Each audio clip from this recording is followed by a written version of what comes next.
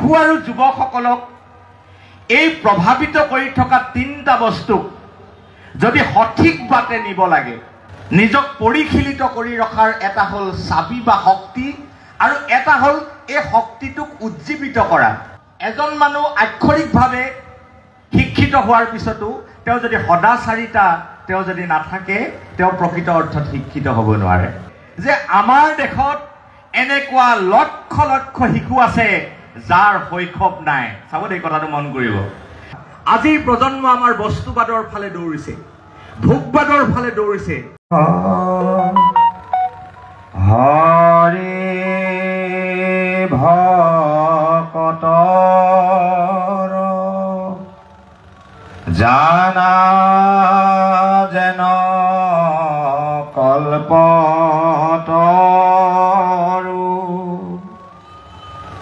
তাহান্ত বিনা। শ্ৰীমন্ত শংকৰদেৱ সংঘৰ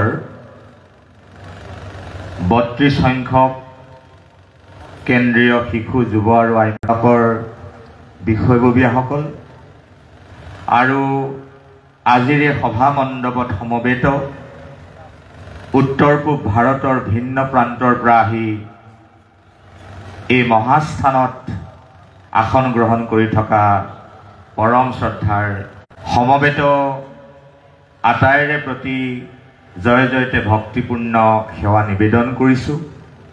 আৰু আজি আমাক অৰ্পণ কৰা দায়িত্বটি অকণমান পালনৰ কাৰণে মানস কৰিছোঁ। আচলতে মই কালি এটা কথা ভাবিছিলোঁ যে দুয়োগৰাকী যিহেতু আলোচক আছিলোঁ, মোৰ প্ৰতিযোগিতাও আছে, আগতে দুআষাৰমান কৈ মই যদি কিবা প্ৰকাৰে আজৰি হ'ব পাৰিলোহেঁতেন কথাটো বেয়া নহয়। কিন্তু আহি দেখিছোঁ যে পৰৱৰ্তী আমাৰ যিগৰাকী আলোচক আহি পোৱা নাই, তেখেত আহি আছে। তেখেত থকা হ'লে মই দ্বিতীয় স্থানতহে কথা কেইষাৰ কোৱাৰ সুযোগ পালোহেঁতেন কাৰ্যসূচী অনুসৰি। গতিকে মই বেছি দীঘলীয়াকৈ কথা নকওঁ, আৰু পদাধিকাৰ বাবে ধেমেলীয়া সুৰত ইতিমধ্যে মোক তাৰ কথাৰ সীমা ইতিমধ্যে বান্ধি দিছেই। গতিকে তাৰ ভিতৰত থাকি মই দুটামান কথা ক'বৰ কাৰণে যত্ন কৰিম। এটা অত্যন্ত গুৰুত্বপূৰ্ণ বিষয় আজি ইয়াত আলোচনাৰ কাৰণে অনা হৈছে। বিষয়টো হ'ল সাম্প্ৰতিক সময়ত শিশু আৰু যুৱ সমাজৰ নৈতিক আৰু আধ্যাত্মিক শিক্ষাৰ প্ৰয়োজনীয়তা। এই বিষয়টোৰ সম্পৰ্কে আলোচনা কৰিবৰ কাৰণে ইয়াতে বিষয়টো ৰখা হৈছে।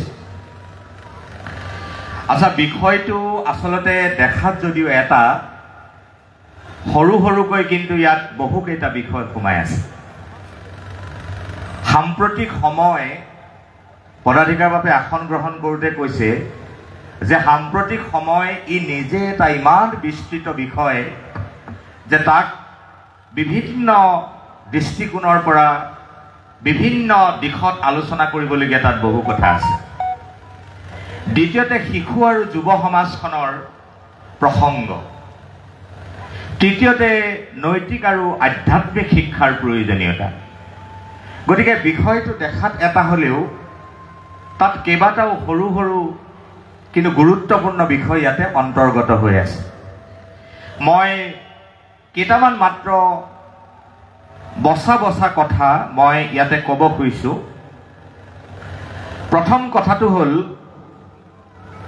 যে শিশু আৰু যুৱ সমাজৰ কাৰণে নৈতিক আৰু আধ্যাত্মিক শিক্ষাৰ প্ৰয়োজনীয়তা কোনখিনিত। আপোনালোকে যিসকলে শিক্ষাতত্ত্ব বিষয়টোৰ লগত প্ৰত্যক্ষ বা পৰোক্ষভাৱে জড়িত, তেওঁলোকে আমাৰ যিটো মনস্তত্ত্ব, শিক্ষাতত্ত্বত মনোবিজ্ঞানো এটা অন্তৰ্গত বিষয়। মনোবিজ্ঞানে শিশুকাল আৰু যুৱাকালৰ কেইটামান বিশেষ চৰিত্ৰৰ কথা থিৰাং কৰিছে, আৰু সেই কথাকেইটা সৰ্বস্তৰত এতিয়া আলোচনা হৈছে। শিশুকালটোত মানুহৰ জীৱনৰ কেইটামান বিষয় বিকাশ হয়, কেইটামান বস্তু সেই সময়ত প্ৰস্ফুটিত হয় আৰু কেইটামান বস্তুৱে শিশুকালটোক প্ৰভাৱিত কৰে। মনোবিজ্ঞানে প্ৰধানতঃ তিনিটা কথা কৈছে যে শিশুকালটোক তিনিটা শব্দই বিশেষভাৱে প্ৰভাৱ পেলায়। এটাক কৈছে কল্পনা, দ্বিতীয়টোক কৈছে আবেগ আৰু তৃতীয়টোক কৈছে অনুসন্ধিৎসা। তাৰ মানে শিশুসকল আবেগেৰে পৰিচালিত, শিশুসকল কল্পনাপ্ৰৱণ আৰু শিশুসকলৰ মন গভীৰ অনুসন্ধিৎসাৰে ভৰা। এই তিনিটা কাৰণত শিশুসকলৰ মাজত দুটা সমস্যাই দেখা দিয়ে। এটা সমস্যা হ'ল বুদ্ধিবৃত্তিৰ অসন্তুলন আৰু আনটো হ'ল অপৰাধ প্ৰৱণতা। তাৰ মানে কল্পনা, এক অপৰিসীম কল্পনাৰ মাজত শিশুসকল থাকে। তেওঁলোক অত্যন্ত আৱেগিক, তেওঁলোকৰ ইমোশ্যন অত্যন্ত বেছি আৰু তেওঁলোকে এই পৃথিৱীৰ প্ৰতিটো বস্তুকে জানিবলৈ, তাৰ ৰহস্য ভেদ কৰিবৰ কাৰণে তেওঁলোক আকুল হৈ থাকে। ইয়াৰ ফলত এই তিনিটা বস্তুৰ কিন্তু যিটো বেলেঞ্চ বুলি কোৱা হয়, সমতা, সেই সমতাটো ৰক্ষা কৰাৰ যিটো কেপাচিটি, সেইটো কিন্তু শিশুসকলৰ নাথাকে। সেইকাৰণে আমাৰ হেমভাই এবাৰ এখন তেওঁলোকৰ প্ৰচুৰ যিটো শাৰীৰিক সামৰ্থ্য বা শাৰীৰিক শক্তি, এইটো যুৱকালটোক এই বস্তুতে প্ৰভাৱিত কৰে, যাৰ কাৰণে তেওঁলোকে দুৰন্ত গতিত বাইকখন চলাই যায়, তেওঁ নাজানে যে মই তাক নিয়ন্ত্ৰণে ৰাখিব পাৰিম নে নোৱাৰিম। সেইটো শৰীৰৰ শক্তিৰ কাৰণে তেওঁলোকে কৰি পেলায়। দ্বিতীয়টো কৈছে প্ৰাণ প্ৰাচুৰ্য, এটা আত্মশক্তি, প্ৰাণ শক্তি, যিটো এটা ভাল শব্দ আমাৰ APJ আব্দুল কালামে ব্যৱহাৰ কৰিছিল যুৱসকলৰ কাৰণে, অদম্য উদস্বিতা। প্ৰাণ প্ৰাচুৰ্য যুৱাকালটোৰ মাজত ভৰি থাকে। এইটো দ্বিতীয়টো যুৱাকালৰ এইটো এটা বৈশিষ্ট্য। আৰু তৃতীয়টো, এইটো বৰ ভয়ংকৰ, যিটো কথা আমাৰ উদ্বোধক বাপেও পদাধিকাৰ বাপেও অকণমান স্পৰ্শ কৰিছিল, সেইটো হ'ল ভোগলিপ্সা। গতিকে শাৰীৰিক সামৰ্থ্য, প্ৰাণ প্ৰাচুৰ্য আৰু ভোগলিপ্সা, এই তিনিটা বস্তুৱে মনস্তাত্ত্বিকভাৱে যুৱকালটোক প্ৰভাৱিত কৰি থাকে, যুৱ বয়সটোক প্ৰভাৱিত কৰি থাকে, যুৱসকলৰ মন আৰু মানসিকতাক প্ৰভাৱিত কৰি থাকে। এতিয়া শিশু আৰু যুৱকসকলক এই প্ৰভাৱিত কৰি থকা তিনিটা বস্তুক যদি সঠিক বাটে নিব লাগে, শিশুসকলৰ কল্পনাৰ বাটটো যাতে অবাটে নাযায়, শিশুসকলৰ আবেগ যাতে অবাটে নাযায়, শিশুসকলৰ অনুসন্ধিৎসা যাতে অপৰাধ জগতৰ ফালে নাযায়, কোনে তাক নিয়ন্ত্ৰণ কৰিব? যুৱকসকলৰ শাৰীৰিক শক্তি যাতে ধ্বংসাত্মক কামত ব্যৱহাৰ নহয়, কোনেও তাক ৰক্ষা কৰিব? যুৱকসকলৰ প্ৰাণ প্ৰাচুৰ্য যাতে কেৱল ইন্দ্ৰিয় ভোগ আৰু লিপ্সাত যাতে ক্ষয় নহয়, তাৰ কাৰণে কোনে ৰক্ষা কৰিব? আৰু যুৱকসকলৰ যিটো অপৰিসীম বস্তুবাদী যিটো ইচ্ছা লিপ্সা, সেইটো কোনে নিয়ন্ত্ৰণ কৰিব? তাৰ কাৰণে আজি দুটা শব্দ ইয়াত খুব ধুনীয়াকৈ ব্যৱহাৰ কৰা হৈছে, নৈতিক আৰু আধ্যাত্মিক শিক্ষা। গতিকে শিশুসকলক এই শুদ্ধ পথটোৰে সৈতে শিশুসকলক আগলৈ নিবলৈ, যুৱ প্ৰজন্মক আগলৈ নিবলৈ সঠিক বাটেৰে নৈতিক আৰু আধ্যাত্মিক শিক্ষাৰ একান্ত প্ৰয়োজন। এতিয়া নৈতিক আৰু আধ্যাত্মিক শিক্ষা দুটা শব্দ, এইটো তাৰমানে এজন চৰায়ে দুখন পাখি বুলি কৈছে। এইটো মানে এটাক আনটোৰ পৰা বিচ্ছিন্ন কৰিব নোৱাৰি। কিন্তু যিসকলে অধ্যাত্মবাদত বিশ্বাস নকৰে, তেওঁলোকে এই অধ্যাত্ম শব্দটো তেওঁলোকে তাৰ পৰা অকণমান আঁতৰাই আলোচনা কৰিব খোজে, কিন্তু এইটো আঁতৰাব পৰা বিষয় নহয়। আধ্যাত্মিকতা আৰু নৈতিকতা এজনী চৰাই দুখন পাখিৰ নিচিনা, এটা মুদ্ৰাৰ ইপিঠি সিপিঠিৰ দৰে, দুটা বস্তু ইটোৰ লগত সিটো সম্পৰ্কিত হৈ আছে। এতিয়া নৈতিকতা বুলিলে আমি কি বুজো? আৰু আধ্যাত্মিকতা বুলিলে কি বুজো? মই মাত্ৰ দুটা শব্দ বুটলি আনিছো আপোনালোকৰ মাজলৈ। এটা শব্দ আচাৰ্য বিনোবাৰ আৰু আনটো হ'ল মহাত্মা গান্ধী। মহাত্মা গান্ধীয়ে নৈতিকতা শব্দটো বুজাবলৈ এটা বৰ ধুনীয়া শব্দ ব্যৱহাৰ কৰিছে। শব্দটোৰ নাম হ'ল আত্মানুশাসন।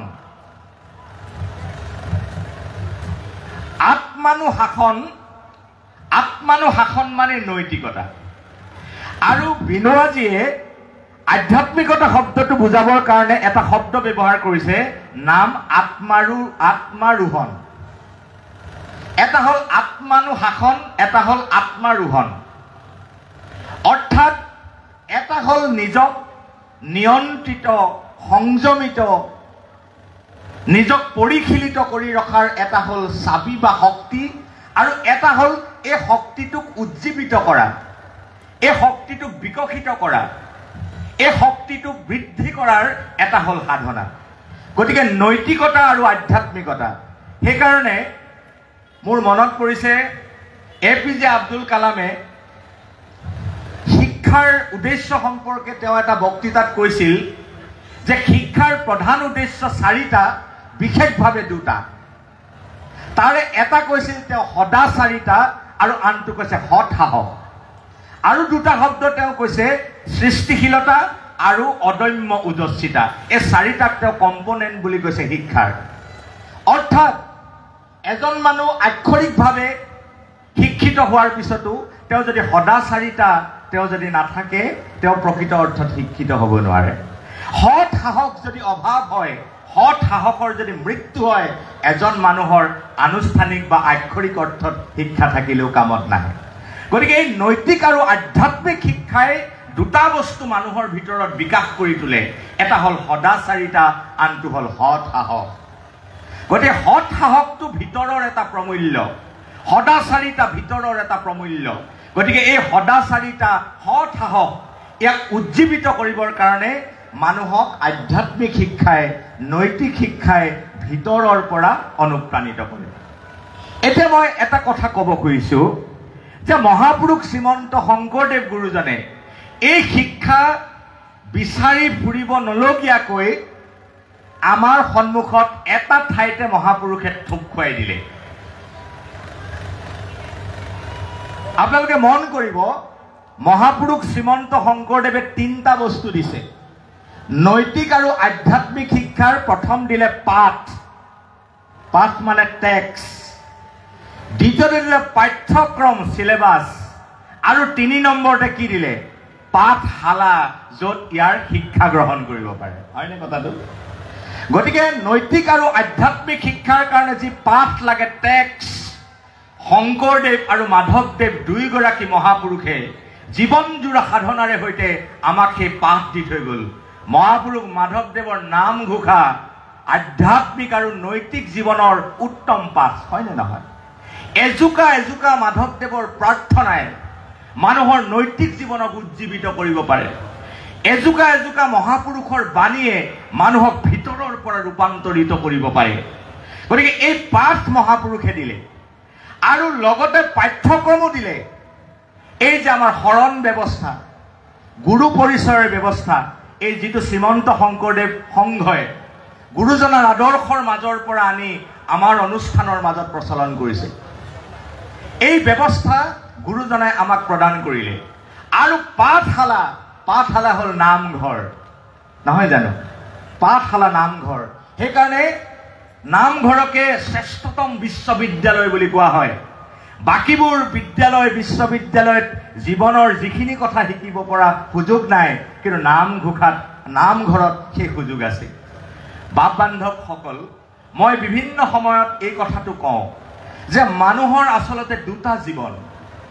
এটা বাহিৰৰ জীৱন, সেইটোক বহিৰংগ জীৱন বুলি কয়, আৰু এটা অন্তৰংগ জীৱন, যাক আমি সূক্ষ্ম জীৱন বুলি কওঁ। এই যে বস্তুবাদ, ভোগবাদ, যাৰ পিছে পিছে মানুহে দৌৰিছে, আৰু দৌৰোতে দৌৰোতে মানুহৰ কি লাভ হৈছে? মোৰ এই মুহূৰ্ততে মনত পৰিল, হোমেন বৰগোহাঁইদেৱে মৃত্যুৰ ঠিক কেইবছৰমানৰ আগত এটা বিখ্যাত প্ৰবন্ধ লিখিছিল। সেই প্ৰবন্ধটোত তেওঁ এটা বৰ সাংঘাতিক কথা কৈছিল। মই সেই কথাটো পটককৈ মনত পৰাৰ কাৰণে মই ক'ব খুজিছোঁ। তেওঁ কৈছে যে আমাৰ দেশত এনেকুৱা লক্ষ লক্ষ শিশু আছে যাৰ শৈশৱ নাই। চাব দেই, কথাটো মন কৰিব। আমাৰ দেশত এনেকুৱা হাজাৰ হাজাৰ যুৱক আছে যাৰ প্ৰাণোচ্ছল যৌৱন নাই। শৈশৱ আছে, শিশু আছে, কিন্তু শৈশৱ নাই। যুৱক আছে, কিন্তু প্ৰাণোচ্ছল যৌৱন নাই। যাক প্ৰকৃত শৈশৱ বোলে, সেই শৈশৱ আমাৰ অজস্ৰ শিশুৱে হেৰুৱাইছে। এতিয়া কিছুমান কথা আমাৰ সমাজ বিজ্ঞানী আৰু মনোবিজ্ঞানীবিলাকে কৈছে, এই যে 3 বছৰীয়া ল'ৰাটোক যিটো কিতাপৰ বেগ পিঠিত দিয়া হয়, হোমৱৰ্কৰ যিটো অত্যাচাৰ কৰা হয়, টিউচনৰ নামত যিটো অত্যাচাৰ, এইবিলাকে শিশুৰ সোণালী শৈশৱৰ ৰং তিল তিলকৈ কিন্তু হৰণ কৰিছে। এই কথাবোৰ চিন্তা কৰাৰ প্ৰয়োজন, আলোচনা কৰাৰ প্ৰয়োজন। হয়নে নহয় আপোনালোকে চাব, ঘৰে ঘৰে থকা শিশুটোক চাব, সি হাঁহিবলৈ পাহৰিছে, সি আগতকৈ খঙাল হ'ল, অলপ কথাতে সি ঠেচ লাগে, তাৰ আনন্দ নাইকিয়া হৈছে। কাৰণ শৈশৱৰ যিবোৰ ধুনীয়া সময়, হয়নে কথাটো, শৈশৱৰ যিবোৰ ভাল লগা সময়, শৈশৱৰ সোণালী যিবোৰ সময়, তাক পাঠ্যক্ৰমে, ছিষ্টেমে, ব্যৱস্থাই তাৰ হাতৰ পৰা তিল তিলকৈ হৰণ কৰি লৈ গৈছে। গতিকে বৰগোহাঁইদেৱে সেই প্ৰসংগতে কৈছে যে শৈশৱ হেৰুৱাইছে, শৈশৱৰ সোণালী সময় হেৰুৱাইছে, যুৱকে হেৰুৱাইছে প্ৰকৃত যৌৱনৰ অৰ্থ আৰু মহত্ব। এই যে লাখ লাখ যুৱক যুৱতী, আমাৰ এই মাৰ্গৰ বিপৰীতে থকা অনেক যুৱক যুৱতী যিটো বাটেৰে গৈ আছে, বস্তুবাদৰ, ভোগবাদৰ, ইন্দ্ৰিয় লিপ্সাৰ পিছে পিছে গৈ আছে, তেখেতসকলে প্ৰকৃত যৌৱনৰ যিটো প্ৰাণোচ্ছল সংজ্ঞা, সেই সংজ্ঞা আৰু মহত্ব কিন্তু সেই যুৱকে হেৰুৱাইছে। কিন্তু আমাৰ সৌভাগ্য এইটোৱে, মহাপুৰুষ শ্ৰীমন্ত শংকৰদেৱ গুৰুজনে আমি শৈশৱ হেৰাবলগীয়া নোহোৱাকৈ আমাক ব্যৱস্থা দিলে। আজি এই শিশু সমাৰোহখনে মই ভাবোঁ প্ৰত্যেকজন শিশুক অন্তত কিতাপৰ বেগে হেঁচা মাৰি ধৰা শিশুসকলক 4টা বা 3টা দিনৰ কাৰণে হ'লেও এটা ধুনীয়া শৈশৱ উভতাই দিছে বুলি মই বিশ্বাস কৰোঁ। হয়নে কথাটো? এই যে কিতাপৰ বেগে পিঠিটো কোজা কৰা ল'ৰা ছোৱালীক, সিহঁতক 3টা দিনৰ কাৰণে হ'লেও এটা মন ভৰা ধুনীয়া শৈশৱ উভতাই দিছে বুলি ভাবোঁ। এই কামটো মহাপুৰুষ শ্ৰীমন্ত শংকৰদেৱ গুৰুজনাৰ আদৰ্শৰ আধাৰত এইটো সম্ভৱ। মহাপুৰুষ শ্ৰীমন্ত শংকৰদেৱ গুৰুজনাই, মহাপুৰুষ মাধৱদেৱে আমি যাতে শৈশৱ শিশুৱে হেৰাব নালাগে, যুৱকে প্ৰকৃত যৌৱনৰ অৰ্থ আৰু মহত্ব যাতে হেৰুৱাব নালাগে, তাৰ কাৰণে কিন্তু মহাপুৰুষে সকলোখিনি বৰ সুন্দৰকৈ দি থৈ গ'ল। মই এই মুহূৰ্তত মোৰ এটা কথা মনত পৰিছে যে এগৰাকী বিশ্ববিখ্যাত লেখক, তেওঁৰ নাম হ'ল টোলফাৰ। টোলফাৰৰ 3খন বিখ্যাত কিতাপ আছে।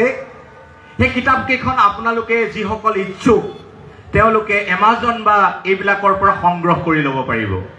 এই কিতাপ 3খনে পৃথিৱীৰ সমগ্ৰ চিন্তা জগতত এটা জোকাৰণি সৃষ্টি কৰিছে। 3খন বিখ্যাত কিতাপ, এখন হ'ল পাৱাৰ চিফ, এখন হ'ল ফিউচাৰ শ্বক, এখন হ'ল পাৱাৰ চিফ, এখন হ'ল ফিউচাৰ শ্বক, আৰু এখনৰ নামটো মই এই মুহূৰ্তত পাহৰিছোঁ। 3খন কিতাপ। তাৰ ভিতৰত যিখন ফিউচাৰ শ্বক নামৰ যিখন কিতাপ, সেই কিতাপখন বেষ্ট চেলাৰ হৈছে। সেই কিতাপখনত এটা কথা ঘোষণা কৰা হৈছে যে বস্তুবাদী চিন্তাৰে নিৰ্মাণ কৰা যিটো পথত আধুনিক মানুহে প্ৰজন্মক খোজ কঢ়াইছে, এই পথেৰে এটা বিকলাংগ ভৱিষ্যত আৰু প্ৰজন্ম নিৰ্মাণ কৰিব। আৰু তেওঁ একেবাৰে নিশ্চিতভাৱে কৈছে, কেৱল বিজ্ঞান আৰু প্ৰযুক্তি নিৰ্ভৰ কোনো শিক্ষাই মানুহক পূৰ্ণতা প্ৰদান কৰিব নোৱাৰে। আৰু সেইকাৰণে তেওঁ উল্লেখ কৰিছে তাত যে ভাৰতবৰ্ষৰ জ্ঞান পৰম্পৰাই যি আধ্যাত্মিক আৰু মানৱীয় প্ৰমূল্যৰ কথা কৈছে, সেইখিনি গোটেই বিশ্বই এতিয়া গ্ৰহণ কৰা উচিত। গতিকে কিমান গুৰুত্বপূৰ্ণ কথা। আজিৰ প্ৰজন্ম আমাৰ বস্তুবাদৰ ফালে দৌৰিছে, ভোগবাদৰ ফালে দৌৰিছে। ভোগবাদ আৰু বস্তুবাদৰ পৰা আমি কেনেকৈ উভতাই আনিম উভতাই আনিবৰ কাৰণে আমাৰ এটা উপায় আছে, আমাৰ এটা ৰাস্তা আছে, আমাৰ এটা মন্ত্ৰ আছে। সেয়া মহাপুৰুষ শ্ৰীমন্ত শংকৰদেৱ গুৰুজনাই দি থৈ গৈছে। মই কম বুলি এটা বৰ ধুনীয়া কথা আপোনালোকলৈ লৈ আহিছো। এই কথাটো কৈছিল ৰূপ কোঁৱৰ জ্যোতিপ্ৰসাদ আগৰৱালাই। মই সাধাৰণতে জ্যোতিপ্ৰসাদক এৰি কথা ক'বই নোৱাৰো। জ্যোতিপ্ৰসাদে এটা বৰ ধুনীয়া কথা কৈছে যে শৰীৰৰ পৰা এটা শৰীৰৰ জন্ম হয়, এইটোত কোনো বিশেষত্ব নাই। কিন্তু জীৱনৰ জন্ম কেৱল শৰীৰৰ পৰা নহয়, জীৱনৰ জন্ম হয় এটা সুন্দৰ মনৰ পৰা। কোনোবাই যদি জীৱন নিৰ্মাণ কৰিব খুজিছে, তেওঁ এটা সুন্দৰ মনৰ পৰা জীৱনক গঢ়াৰ যাত্ৰাটো আৰম্ভ কৰিব লাগিব। জ্যোতিপ্ৰসাদে কৈছে এটা শৰীৰৰ পৰা এটা শৰীৰৰ জন্ম হয়, কিন্তু এটা জীৱনৰ জন্ম হয়, প্ৰকৃত জীৱনৰ জন্ম হয় এটা সুন্দৰ মনৰ পৰা। সেইকাৰণে মনটোক সুন্দৰ কৰিবৰ কাৰণে, মনটোক সুন্দৰ চেতনাৰে সৈতে ভৰাই ৰাখিবৰ কাৰণে, মনটোক অধ্যাত্মত সমৰ্পিত কৰাই দিবৰ কাৰণে মহাপুৰুষ শ্ৰীমন্ত শংকৰদেৱ গুৰুজনে উপায় প্ৰদান কৰি থৈ গৈছে। এই যে একশৰণ হৰিনাম ধৰ্মৰ সাধন মাৰ্গত শৰণ পদ্ধতিত আমি মনটোকো শৰণ দিয়াৰ এটা আমাৰ ব্যৱস্থা আছে, নহয় জানো? মনটোকো আমি শৰণ দিব লাগে। গতিকে মনটোক কেনেকৈ সুন্দৰ কৰি ৰাখিব পাৰি, মনটোক কেনেকৈ পবিত্ৰ চিন্তা চেতনাৰে ভৰাই ৰাখিব পাৰি, মহাপুৰুষ শ্ৰীমন্ত শংকৰদেৱ গুৰুজনাই আমাৰ কাৰণে কিন্তু উপায় দি থৈ গৈছে। মই এটা বিশেষ কথা উনুকিয়াব খুজিছো। আজিকালি গোটেই পৃথিৱীত এটা বিষয় জনপ্ৰিয় হৈছে আৰু কোৱা হৈছে আধুনিক মানুহৰ 100ৰ ভিতৰত 80 জনকে বোলে তাৰ প্ৰয়োজন হৈ পৰিছে। তাৰ নাম মেডিটেশ্যন, ধ্যান।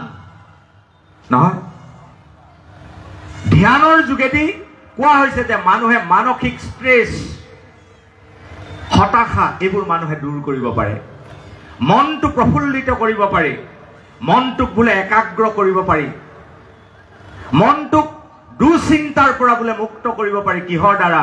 ধ্যানৰ দ্বাৰা। আধুনিক বিজ্ঞানে কৈছে। এতিয়া মহাপুৰুষ শ্ৰীমন্ত শংকৰদেৱ গুৰুজনে, আধুনিক স্বাস্থ্য বিজ্ঞানে 100ৰ ভিতৰত 80 জন মানুহক এতিয়া প্ৰয়োজন হৈছে বুলি কোৱা বস্তুটো আজিৰ পৰা 500 বছৰ আগত, 5টা শতিকাৰ পূৰ্বে মহাপুৰুষ শ্ৰীমন্ত শংকৰদেৱ গুৰুজনে লগত মাধৱদেৱক লৈ আমাক দান কৰি থৈ গ'ল। আপুনি যদি কীৰ্তন ঘোষাখন মেলে, তাত ধ্যান বৰ্ণনৰ দুটিমান কীৰ্তন পাব। শেষৰ দুটি মহাপুৰুষ মাধৱদেৱে ৰচনা কৰিছে, আগৰ কীৰ্তন যোগা শংকৰদেৱৰ। এই ধ্যান বৰ্ণনত আমাক মেডিটেশ্যন শিকাই থৈ গ'ল। মেডিটেশ্যনত কি কৰে? বহু সময়ত 1-2 নেওতাখন প্ৰথমৰ পৰা শেষৰ ফালে, শেষৰ পৰা প্ৰথমৰ ফালে। কেতিয়াবা আমাৰ স্বৰবৰ্ণ ব্যঞ্জন বৰ্ণবিলাকক পিছৰ পৰা আগলৈ, আগৰ পৰা পিছলৈ। তেতিয়া কি হয়? তেতিয়া বোলে মনটো বেলেগলৈ নিব নোৱাৰে। নেওতাখন উল্টাকে মাতি চাওকচোন, আপুনি পেহীৰ কথা ভাবিলে আপোনাৰ খেলি মেলি লাগি যাব। এই ধৰণে শিকায় এতিয়া। কিন্তু মহাপুৰুষ শ্ৰীমন্ত শংকৰদেৱে আমাক এটা মেডিটেশ্যন, যিটো মেডিটেশ্যনৰ দ্বাৰা শিশুৱে এটা সুন্দৰ মন, যুৱকে এটা সুন্দৰ সংস্কৃতিবান মন নিৰ্মাণ সম্ভৱ। সেই মেডিটেশ্যনটো মহাপুৰুষ শ্ৰীমন্ত শংকৰদেৱে শিকালে ধ্যান বৰ্ণনত। ভগৱান কৃষ্ণ মহাপুৰুষ শ্ৰীমন্ত শংকৰদেৱৰ সাধন মাৰ্গৰ, তেওঁৰ অধ্যাত্মবাদৰ মূল তত্ত্ব আৰু কৃষ্ণক চিন্তনৰ, কৃষ্ণক মননৰ, কৃষ্ণক ধ্যানৰ এটা বিজ্ঞানসন্মত পদ্ধতি ধ্যান বৰ্ণনৰ যোগেদি মহাপুৰুষ শ্ৰীমন্ত শংকৰদেৱে শিকালে। ভগৱান কৃষ্ণক কেনেকৈ চিন্তন কৰিব, তেওঁক কেনেকৈ মনন কৰিব, মানসলৈ কেনেকৈ আনয়ন কৰিব, তাৰ এটা উত্তম পাঠ মহাপুৰুষ শংকৰদেৱে ধ্যান বৰ্ণনত দিছে। কেনেকে দিছে? হেন মনোহৰ ৰূপক নিৰীক্ষী, থাকিবে সমস্ত অংগক দেখি, মস্তকৰ পৰা পাদ পৰ্যন্ত মনক নমাইব দুনাই দেখন্ত। ভগৱান কৃষ্ণৰ পৰম সুন্দৰ জগত বিমোহন ৰূপটো মস্তকৰ পৰা চৰণ যুগললৈকে, চৰণৰ পৰা আকৌ মস্তকলৈ দুনাই মানে বাৰে বাৰে চিন্তন কৰিবলৈ, মনন কৰিবলৈ, ধ্যান কৰিবলৈ, আনয়ন কৰিবলৈ এটা অনুশীলন মহাপুৰুষ শ্ৰীমন্ত শংকৰদেৱে শিকাই দিলে। এতিয়া 1-2 খিনি উল্টাকে মতা আৰু ভগৱান কৃষ্ণৰ ৰূপ চিন্তন, ভগৱান কৃষ্ণৰ এই জগত বিমোহন ৰূপৰ মূৰ্তি চিন্তন কেতিয়াও একে কথা নহয়। গতিকে মহাপুৰুষ শ্ৰীমন্ত শংকৰদেৱে তাক শিকাই থৈ গ'ল। কাৰণ কৃষ্ণ চৰিত্ৰৰ মাজেৰে, কৃষ্ণ দৰ্শনৰ মাজেৰে, কৃষ্ণ উপলব্ধিৰ মাজেৰে গুৰুজনাই মানুহৰ জীৱনৰ ৰূপান্তৰ আনিব খুজিছিল। এই বাক্যটোৰে মই কথাটো সামৰিম। মহাপুৰুষ শ্ৰীমন্ত শংকৰদেৱ গুৰুজনা আছিল ৰূপান্তৰৰ খনিকৰ। তেওঁৰ মানুহৰ জীৱনক ভিতৰৰ পৰা আৰু বাহিৰৰ পৰা ৰূপান্তৰ আনিব খুজিছিল। আৰু সেই ৰূপান্তৰ নৈতিক, আধ্যাত্মিক, সাংস্কৃতিক, বৌদ্ধিক সকলো ফালৰ পৰা আনিব খুজিছিল। আৰু তাৰ কাৰণে মহাপুৰুষে মন্ত্ৰ লৈছিল, মহাপুৰুষে সাধনা লৈছিল কেৱল কৃষ্ণ। কৃষ্ণৰ দ্বাৰাহে জগতলৈ ৰূপান্তৰ অনা সম্ভৱ। এই কথাটো কিন্তু জ্যোতিপ্ৰসাদে বৰ ধুনীয়াকৈ ব্যাখ্যা কৰিছে। এই যে কুজিয়ে ফুটটো লৈ গৈছিল কাৰ কাৰণে? কংসলৈ লৈ গৈছিল, নহয় জানো? কুজিয়ে ফুট দিয়া কথা আছিল কংসক। বাটত লগ পালে কৃষ্ণক, কৃষ্ণক দেখা লগে লগে কুজিৰ মনৰ পৰিৱৰ্তন হৈছে। কুজিয়ে ফুট দিয়াৰ সিদ্ধান্ত বদলি কৰিছে। এই ফুট কংসৰ কপালত নহয়, কৃষ্ণৰ কপালতহে শোভা পাব বুলি কুজিৰ মনৰ পৰিৱৰ্তন হৈছে। জ্যোতিপ্ৰসাদে তাৰ ব্যাখ্যা কৰিছে যে এই যে কৃষ্ণক দেখাৰ লগে লগে কুজিৰ যে মনৰ পৰিৱৰ্তন, গতিকে কৃষ্ণৰ সান্নিধ্যলৈ আহিলে, কৃষ্ণৰ স্পৰ্শ ল'লে, আৰু কৃষ্ণৰ স্পৰ্শ কৰি দিলে কুজিৰ কঁকালৰ কোচটো গুচি গৈছে। গতিকে কৃষ্ণৰ স্পৰ্শ নোহোৱালৈকে ৰূপান্তৰ সম্ভৱ নহয়। কৃষ্ণৰ স্পৰ্শ নোহোৱালৈকে কেতিয়াও ৰূপান্তৰ সাধন কৰাটো অসম্ভৱ। সেইকাৰণে মহাপুৰুষ শ্ৰীমন্ত শংকৰদেৱ গুৰুজনাই এই কৃষ্ণকেন্দ্ৰিক সংস্কৃতি, কৃষ্ণকেন্দ্ৰিক সাহিত্য, কৃষ্ণকেন্দ্ৰিক শিল্প, কৃষ্ণকেন্দ্ৰিক সৌন্দৰ্যবোধ, শিল্পবোধৰ দ্বাৰা মানুহক নতুন জীৱনৰ স্বপ্ন দেখিবৰ কাৰণে অনুপ্ৰাণিত কৰি থৈ গৈছিল। গতিকে বাপ বান্ধৱ আইসকল, মই আপোনাসকলক আহ্বান জনাওঁ, আমাৰ ঘৰে ঘৰে থকা শিশুসকলক এই কৃষ্ণ সংস্কৃতিৰ লগত, কৃষ্ণ চেতনাৰ লগত জড়িত কৰিবৰ কাৰণে আমি যত্ন কৰিব লাগে। আমাৰ যুৱ বন্ধুসকলক তালৈকে লৈ যাব লাগে। আৰু শ্ৰীমন্ত শংকৰদেৱ সংঘই সমাৰোহ পাতিছে প্ৰতিযোগিতা পাতি পুৰস্কাৰ দিবৰ কাৰণে নহয়। সমাৰোহৰ উদ্দেশ্য প্ৰতিযোগিতা পাতি তিনিজনক পুৰস্কাৰ দি বাকী কেইজনক বিদায় দিবলৈ নহয়। সমাৰোহ পাতিছো আমি কিয়? কৃষ্ণকেন্দ্ৰিক এই সংস্কৃতিৰ লগত মানসিক, আধ্যাত্মিক, সামাজিকভাৱে শিশু, যুৱ আৰু মাতৃ এই সমাজ পৰিৱৰ্তনৰ, সমাজৰ ভৱিষ্যতৰ এই তিনিটা অংশক জড়িত কৰিবৰ কাৰণে। আৰু এই বিপ্লৱটোৰ দ্বাৰাই এদিন সমাজৰ সৰ্বান্তকৰণেৰে এটা সৰ্বাত্মক পৰিৱৰ্তন আহিব। গতিকে এই আশাৰে, এই কেইষাৰ চমু কথাৰে মই মোৰ বক্তব্য সামৰণি মাৰিছোঁ। আলোচকে বেছি কথা ক'ব নালাগে। আৰু অকণমান যাওঁ বুলি ভাবিলেও পদাধিকাৰ বাবে আগতীয়াকৈ মোক যিখিনি সকীয়াই দিব লাগে ধুনীয়াকৈ সকীয়াই দিছে। তাৰ মাজতে থাকি মই কথাখিনি ক'লোঁ, বাপৰ কথা আমি ৰক্ষা কৰিছোঁ। এইখিনি কথাকে কৈ মোৰ বক্তব্য সামৰণি মাৰিছোঁ। আৰু আপোনালোকক এনেদৰে দৰ্শন পাই মই কৃতাৰ্থ হৈছোঁ। আচলতে প্ৰতিযোগিতাৰ এতিয়াও মোৰ তৰ্ক, বক্তৃতা এইবিলাকেই মনলৈ আহি আছে। প্ৰতিযোগিতাৰ মাজতে কালিৰ পৰা আছোঁ, বক্তৃতা দি থাকোঁতে মাজতে তাৰো দুই এটা কথা মনলৈ আহিছে। গতিকে কথাখিনি কওঁতে ক'ৰবাত অগা পিছা যদি হৈছে আপোনালোকে মাৰ্জনা কৰিব। এইখিনি কথাৰেই মই মোৰ বক্তব্যৰ পৰা মেলানি মাগিছোঁ।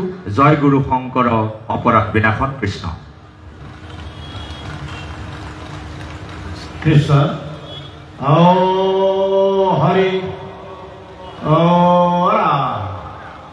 আমাৰ অধ্যাপক ডক্টৰ মৃণাল কুমাৰ বৰুৱাৰ বক্তৃতা শুনি আপোনালোকে ভালেই পাইছে। মই ভাবিছোঁ যে আপোনালোকে কেনেকৈ বেয়া পাব, কিন্তু তেওঁ সময় ক'লে আজি আচলতে এটা ইউনিভাৰ্চিটি ক্লাছত 45 মিনিট থাকে। 100 আমাৰ দিনত এঘণ্টা আছিল। আজি কিন্তু 45 মিনিট তেওঁ থকা নাই, মাত্ৰ 30 মিনিট, 32 মিনিটমান থাকে। হ'লেও যথেষ্ট গুৰুত্বপূৰ্ণ কথা কৈছে। আৰু মই এটা ভাল পাইছোঁ কি যে ইংৰাজীত এখন নাটকত বাৰ্ণাৰ্ছে এটা কথা লিখিছে, আনচাইনি মেন বুলি এখন কিতাপ আমি মানে ধাৰণা পঢ়িছিলোঁ জৰ্জ বাৰ্ণাৰ্ছৰ। আৰু সেইখন চিনেমাটো উৎপাদন কৰিছে মায়ে তাতে এজন চবলে ক্ৰীম চলজাৰ আছে চলজাৰ সেনা সেনা কিবা ডাঙৰ পদবী থকা সেনা তেওঁ এটা কথা কৈছে মানুহৰ ধোৱা ভাবিনে ভাঙাৰ কাৰণে লৈছে I am not that type of a soldier who will go to the battlefront without a fair chance of winning. মই এনেকুৱা এজন যোদ্ধা নহয় যিজনে মই ৰণক্ষেত্ৰলৈ যাম without a fair chance of winning ইয়াত হয়তো এটা নিশ্চিতভাৱে মই জয়ৰ হ'ব পৰাৰ এই পৰিস্থিতিলৈহে মই যাম গতিকে এখন যুদ্ধলৈ আহিলে যে এখন যুদ্ধই লাজ কৰিবলৈ যোৱাটো প্ৰস্তুত হৈ অহাটো বাঞ্ছনীয় গতিকে এতিয়াও নিজে প্ৰস্তুত হৈ আহিছে আৰু সুন্দৰকৈ কথাখিনি উপস্থাপন কৰিছে গতিকে মৃণাল কুমাৰ বৰুৱাৰ বক্তব্য যদি আমি শিকিব পাৰোঁ ভালেই লাগে খুব সুন্দৰকৈ ব্যাখ্যা কৰিছে তেওঁলোকক ধন্যবাদ দিলোঁ আৰু মই নিজেই আনন্দ পাইছোঁ যে আমাৰ মাজত এনেকুৱা এটা চিন্তিশীল ব্যক্তি বা জয়পুষ্ট লোক আমাৰ আছে এইটো ভাল লাগিছে আমি আৰু এগৰাকী আমাৰ মাজত আজি আলোচক এখেত আলোচক আৰু কি আৰু এখেত উৎসাহী হৈ থাকিলে আমাৰ মৃণাল বৰুৱা কিন্তু থাকে যে একেবাৰে এটা